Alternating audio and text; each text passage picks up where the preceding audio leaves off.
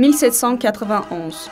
Le droit au divorce est proclamé en France. La loi bouleverse les traditions et notamment l'indissolubilité du mariage instaurée par l'Église dès le XVIe siècle. Elle sera cependant gravement critiquée pour son trop grand libéralisme et considérée comme un poison révolutionnaire.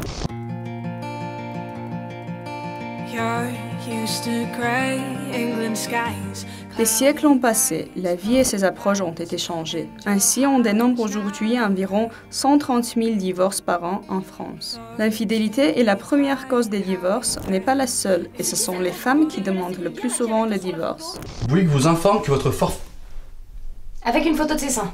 Comment ?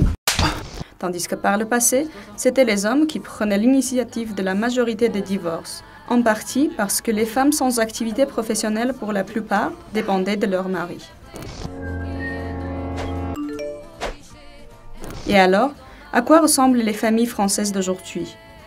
Dessine-moi ta famille. Sans surprise, l'exercice bien connu des instituteurs et pédopsychiatres a beaucoup évolué ces dernières décennies. Une maison, un papa, une maman, un frère ou une sœur. Cette image issue de la famille traditionnelle est désormais démultipliée. Deux maisons, une maman, un beau-père, deux demi-frères ou sœurs, ou même deux mamans, un papa, une petite sœur. Il suffit d'écouter les enfants décrypter consciencieusement les relations compliquées de leurs ascendants pour comprendre qu'en France, les familles traditionnelles sont en déclin.